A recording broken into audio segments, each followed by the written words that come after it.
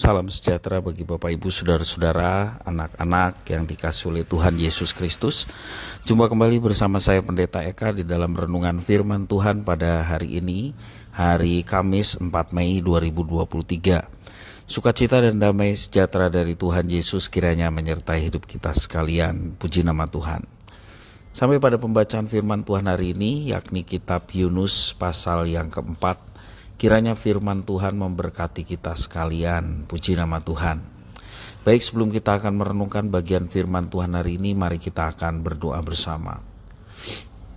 Tuhan Bapa di surga, di dalam nama Tuhan Yesus, kami datang padamu mengucapkan syukur dan terima kasih untuk setiap kasih setia dan penyertaan-Mu yang sungguh kami alami. Pemeliharaan Tuhan dengan penuh kasih sayang, sungguh kami alami. Biarlah semua itu kami senantiasa menerima dengan ucapan syukur dan membuat kami semakin kenal Tuhan, dan pengenalan akan Tuhan membawa diri kami untuk terus hidup dalam ketaatan, karena hanya dengan itu kami dapat memuliakan Tuhan. Karena itu setiap hari kami mau membaca firman Tuhan dan merenungkan bagian firman-Mu supaya kami semakin mengerti kehendak-Mu, apa yang mesti kami laksanakan dalam hidup kami. Karena itu berfirman atas kami Tuhan, kami sedia memasang hati telinga kami untuk kebenaran firman Tuhan. Kau juga memampukan untuk kami dapat melakukannya dalam hidup kami setiap hari. Terima kasih Bapa, inilah diri kami sedia untuk belajar firman Tuhan. Demi nama Tuhan Yesus kami berdoa. Haleluya, amin. Yunus pasal 4 ayat 1 sampai yang ke-11 saya akan bacakan bagi Bapak Ibu Saudara-saudara sekalian. Tetapi hal itu sangat mengesalkan hati Yunus, lalu marahlah ia dan berdoalah ia kepada Tuhan, katanya, "Ya Tuhan, bukankah telah kukatakan itu ketika aku masih di negeriku? Itulah sebabnya maka aku dahulu melarikan diri ke Tarsis, sebab aku tahu bahwa Engkaulah Allah yang pengasih dan penyayang, yang panjang sabar dan berlimpah kasih setia, serta yang menyesal karena malapetaka yang hendak didatangkannya. Jadi sekarang ya Tuhan, cabutlah kiranya nyawaku, karena lebih baik aku mati daripada hidup." Tetapi firman Tuhan, "Layakkah engkau marah?" Yunus telah keluar meninggalkan kota itu dan tinggal di sebelah timurnya. Ia mendirikan di situ sebuah pondok, dan ia duduk di bawah naungannya, menantikan apa yang akan terjadi atas kota itu. Lalu atas penentuan Tuhan Allah, tumbuhlah sebatang pohon jarak melampaui kepala Yunus untuk menaunginya, agar ia terhibur daripada kekesalan hatinya. Yunus sangat bersuka cita karena pohon jarak itu.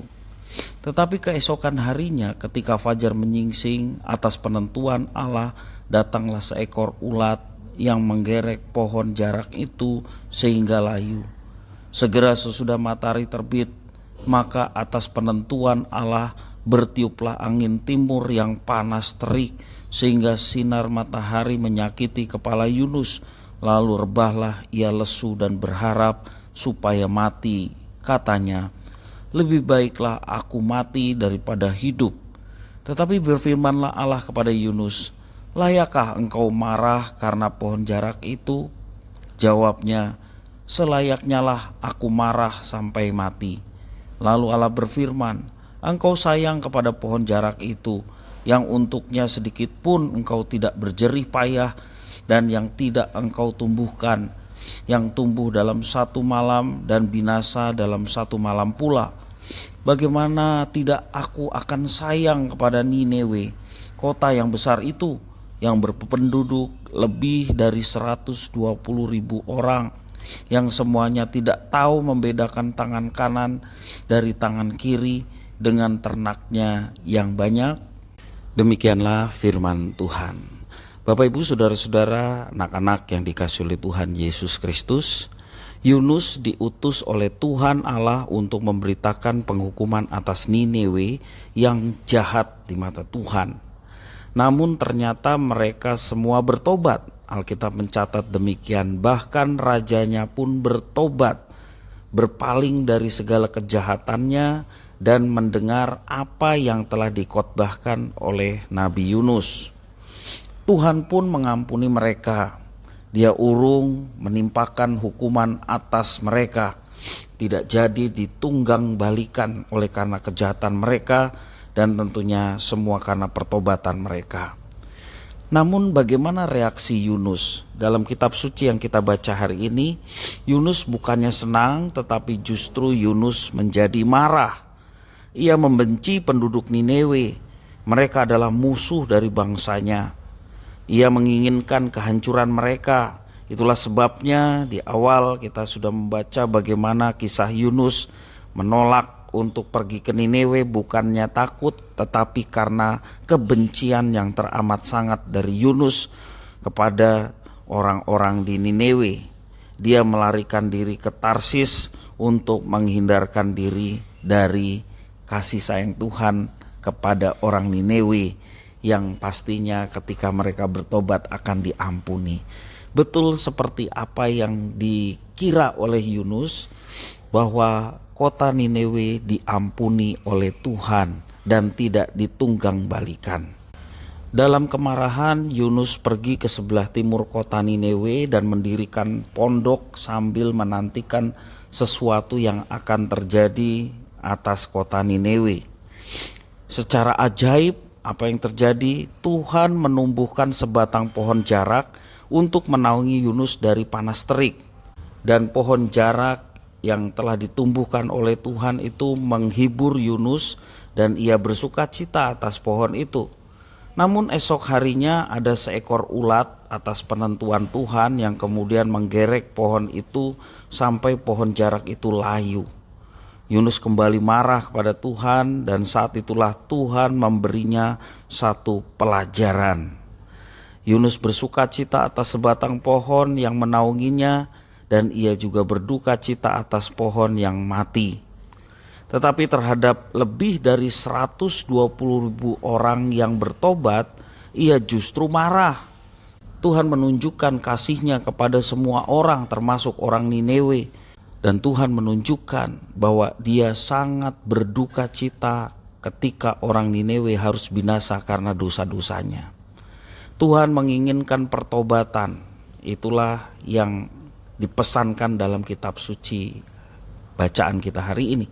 Tuhan menginginkan pertobatan dan keselamatan bagi semua orang, termasuk juga orang-orang yang jahat di matanya, yakni orang-orang Niniwe. Tuhan menginginkan bahwa Tuhan bukan hanya mengasihi bangsa Israel, tetapi bangsa-bangsa lain juga. Dan di sini kita melihat bahwa memang bangsa Israel dipilih oleh Tuhan, termasuk Yunus, untuk menjadi berkat bagi bangsa-bangsa di sekitar. Janji ini yang pernah dikatakan Tuhan kepada Abraham, diteruskan kepada Ishak dan kepada Yakub, leluhur Israel, bahwa melalui mereka semua bangsa menjadi berkat. Bapak Ibu Saudara-saudara yang dikasihi oleh Tuhan, Tuhan ingin Yunus juga bersuka cita ketika ada pertobatan dari bangsa-bangsa kafir yang percaya kepada Tuhan. Tetapi yang dialami oleh Yunus justru sebaliknya, dia berduka cita atas pertobatan bangsa Niniwe. Ya, Tuhan ingin Yunus bersuka bukan karena hal-hal yang sementara seperti pohon jarak dan yang hanya menyenangkan hatinya atau menguntungkan dirinya, tetapi seharusnya Yunus bersuka cita oleh karena ada pertobatan yang terjadi. Ya, ada sesuatu yang bernilai kekal. Apa yang bernilai kekal? Yakni orang-orang yang mengalami kasih dan pengampunan dari Tuhan serta berbalik kepada Tuhan. Dan kiranya itu juga boleh menjadi berkat dan sukacita bagi kita. Tuhan sangat mengasihi banyak manusia di dunia ini. Dan Tuhan menentukan kita sekalian sebagai umat yang dipilih, dipercaya, diberi kehormatan untuk menyampaikan firman dan hidup sesuai dengan firman, sehingga kehidupan kita boleh menjadi berkat bagi sesama. Bapak Ibu Saudara-saudara, firman telah kita baca setiap hari, firman telah kita renungkan dan kita nikmati setiap hari. Yang terpenting bagi kita sebagai orang Kristen adalah kita melakukan firman itu dengan segenap hati sebagai cara kita memuliakan Tuhan. Dan percayalah, ketika kita melakukan semua itu, kita boleh menjadi berkat bagi sesama. Dan Tuhan ingin melalui kita banyak orang yang tersesat, banyak orang yang belum mengenal Tuhan, pada akhirnya mereka boleh percaya dan mengenal Tuhan. Karena mengenal akan Tuhan itulah kehidupan. Bapak Ibu Saudara-saudara yang dikasihi oleh Tuhan, mari kita bersama-sama melaksanakan apa yang dipercayakan Tuhan atas kita. Tuhan ingin supaya kita pergi dan menghasilkan buah. Dan buahnya itu tetap. Dari awal kita percaya sampai pada akhirnya kita mengakhiri kehidupan, kita terus berbuah. Bukan saja berbuah untuk menjadi berkat bagi orang lain, sehingga orang lain pun menjadi buah pertobatan dalam kesaksian hidup kita. Demikian juga buah firman yang boleh kita terapkan dalam hidup kita. Pimpinan Roh Kudus yang membuat hidup kita berbuah. Ada kasih, sukacita, damai sejahtera, itu yang muncul sebagai buah dalam diri kita yang sudah dianugerahkan Roh. Dan kita juga boleh menyampaikan kebenaran firman Tuhan melalui sikap hidup kita, tutur kata kita, penerapan firman Tuhan, sehingga ada banyak orang yang boleh melihat kesaksian itu dan boleh bertobat. Dan itu juga menjadi buah dari kesaksian kita. Bapak Ibu Saudara-saudara yang dikasihi oleh Tuhan, mari kita juga memiliki hati seperti Tuhan. Sedih ketika orang akan binasa karena tidak percaya pada Tuhan Yesus. Responnya adalah kita mau memberitakan kabar baik ini kepada banyak orang, supaya sebanyak mungkin orang tidak jadi binasa, tetapi mereka boleh mendapatkan pengampunan besar yang Tuhan sediakan di dalam Yesus Kristus.